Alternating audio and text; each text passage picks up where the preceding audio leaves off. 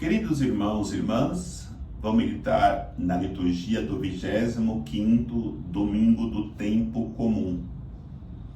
Os textos que nos são apresentados para reflexão neste final de semana, que estamos vivendo o mês da Bíblia, temos na primeira leitura o livro do profeta Isaías, capítulo 55, versículos de 6 a 9. O salmo é o Salmo 144. A segunda leitura para reflexão é de Filipenses, capítulo 1, versículo de 20 a 24, depois versículo 27. E o evangelho é o evangelho de São Mateus, capítulo 20, versículo de 1 a 16. Todas as vezes que Deus nos apresenta a sua palavra, nos dá a sua palavra para nós refletirmos, ali está um projeto de Deus para que nós possamos nos alimentarmos dela e conduzir a nossa vida na direção daquilo que Deus nos preparou. As leituras de hoje traz uma realidade que precisamos refletir profundamente, porque se formos analisar, e aí poderia ser até o tema da nossa reflexão, para nos corrigirmos e nos convertermos, vamos perceber que em todas as leituras trazem a murmuração contra Deus. A primeira leitura é o povo que está no exílio e está murmurando contra Deus, porque acham que aquela condição que estão vivendo no exílio, eles não mereciam. E por isso murmuram. E Deus responde que Ele não é um Deus vingativo, que o pensamento dele não é o pensamento do homem. O caminho de Deus não é o caminho do homem. Deus sempre age de maneira a abençoar e conceder graças ao homem. A segunda leitura da carta de São Paulo aos Filipenses traz-nos a mesma realidade de murmuração. As comunidades fundadas por São Paulo, e hoje apresenta a comunidade de Filipe, está murmurando porque São Paulo está preso. Esse homem que fez tanto bem, ele que anunciou Jesus Cristo, por que Deus permite que ele esteja preso? Aí São Paulo responde: irmãos, quer que eu esteja vivo, quer que eu esteja morto, importante que eu glorifique a Deus na minha vida. E pede para que aquele povo seja imitador dele, daquilo que ele fez.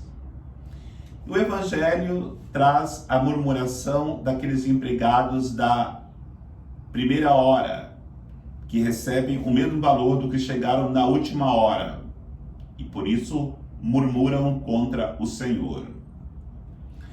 Diante dessa realidade, vamos perceber aquilo que eu dizia: Deus sempre faz tudo para que nós possamos chegarmos à plenitude da vida. Vou dar alguns exemplos para nós entendermos qual é o projeto de Deus, qual é o caminho de Deus, qual é o plano de Deus para a vida de qualquer pessoa humana. Por exemplo, quando um rapaz encontra uma moça encontra um rapaz, e ali um se encanta pelo outro, encontramos aí um projeto de Deus para que seja formada uma família. E o namoro, o noivado, o casamento, a vida a dois, na vida matrimonial, tudo isso é um projeto de Deus. Mas é claro, naquele primeiro encontro é uma semente que tem que ser desenvolvida segundo o projeto de Deus para aquela família, que é uma semente que irá desenvolver-se. No entanto, se um ou outro, ou o casal se desvia do projeto de Deus, do plano de Deus, como pode depois, se a família não der certo, murmurar contra Deus? Outra realidade, a primeira vez que nós vamos à escola, ou à faculdade, ou primeiro dia de trabalho, ali está o projeto de Deus para um grande profissional. E conforme essa semente que foi lançada, ela se desenvolve, dali poderá surgir um grande profissional, professor, médico, advogado, operador de sistemas, mecânico, mas é preciso cumprir aquilo que Deus traçou como um plano, como um projeto. Se depois chegar ao fracasso, não se pode murmurar contra Deus, porque a falha não está em Deus, que lançou a boa semente. No entanto, foi a pessoa que não desenvolveu-se segundo o projeto de Deus, procurou seus próprios caminhos. E os caminhos dos homens não é o caminho de Deus, como vai dizer a primeira leitura. A terceira realidade, o exemplo que podemos dar, é em relação à fé. A primeira vez que eu fiz o sinal da cruz, a primeira vez que eu fui à catequese, ou a primeira vez que eu recebi a Eucaristia, comunguei na missa, ali estava um projeto de Deus, uma semente lançada por Deus, para que eu me tornasse um grande cristão, para que eu vivesse a vida em plenitude, que eu vivesse a vida eterna, não somente aqui nessa vida, mas depois ganharia a vida eterna. Esse é o projeto de Deus. A primeira vez que eu fiz o nome do Pai, do Filho e do Espírito Santo, traçando sobre mim, ali iniciava-se um projeto, uma semente de Deus para que eu me tornasse padre. E assim é com todos nós. Agora, se a minha vida de fé não vai para frente, não se desenvolve, a culpa não está em Deus, mas está em mim, que não vivi a plenitude da graça que Deus me deu, lançando uma semente, a semente da fé em meu coração. E aí está, muitas vezes, a situação que nos apresenta a liturgia de hoje, da murmuração contra Deus. E podemos perceber que a falha não está em Deus, mas está em mim. E agora, quando eu recebo essas graças de Deus, temos que olhar para São Paulo. São Paulo direciona toda a sua vida para Deus. E aquilo que eu vou recebendo de Deus, eu não posso colocá-las como realidades mais importantes do que Deus. Aquela semente que eu recebi da família e tornou-se uma família abençoada, ela não pode tomar na minha vida o lugar que pertence a Deus. Aquela semente lançada como um projeto para me tornar um grande profissional, a minha vida profissional não pode estar mais vivida ou mais importante do que Deus na minha vida. A fé que eu recebi e eu cresci, me tornei um grande homem, tornou-se uma grande mulher de fé, não pode deixar que o orgulho, que a vaidade tome no meu coração o lugar que pertence a Deus. É muito importante nós entendermos, no dia do juízo, 3 perguntas serão feitas para nós. O que fizestes da família que eu te dei? O que fizestes da vida profissional que eu te concedi? O que fizestes da fé que eu plantei no teu coração? E tem algumas respostas que não poderá ser dada. Senhor, eu troquei a minha família porque está muito difícil. Essa resposta não caberá. Ou dizer, eu ia ajudar os outros, foi eu que trabalhei, eu fui um profissional, com meu esforço, vou ajudar quem não trabalha. Essa resposta não serve. Ou dizer, quando for perguntado pela questão da fé que não foi vivida como deveria, Senhor, a minha vida era muito corrida, eu não tinha tempo de rezar, eu não tinha tempo de regar a semente da fé que o Senhor plantou no meu coração, a minha família me dava muito trabalho, a minha profissão exigia muito de mim, não tinha tempo para rezar. Essa resposta não vale, não cabe. Então é importante nós nos prepararmos profundamente e cuidar destas sementes da família, da vida profissional, da fé, para depois não colocarmos em Deus a culpa murmurando. E é muito importante nós olharmos para a parábola do Evangelho de hoje, onde o senhor da vinha, ele sai às 6 horas da manhã e contrata os operários para a vinha.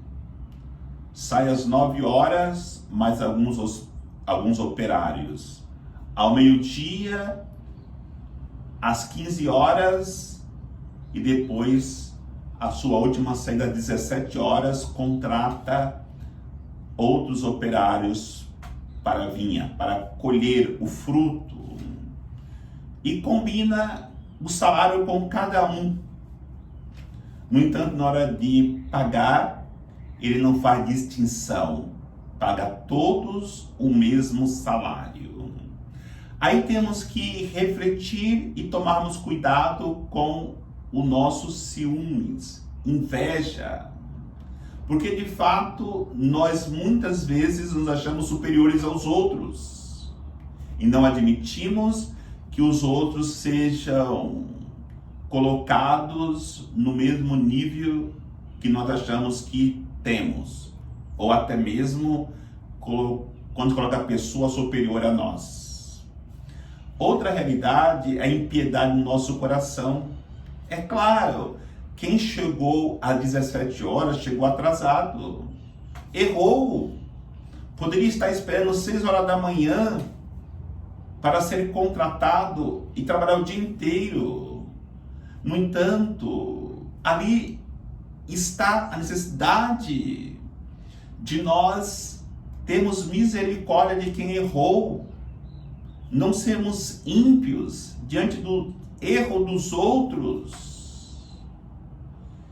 E a realidade que nos apresenta o Evangelho é que nós recebemos de Deus não por causa do nosso trabalho, mas é puro amor da gratuidade de Deus, porque Deus nos paga não porque nós trabalhamos, nos paga com a vida eterna porque Ele nos ama, porque se fosse pelos nossos trabalhos, ninguém mereceria estar no céu.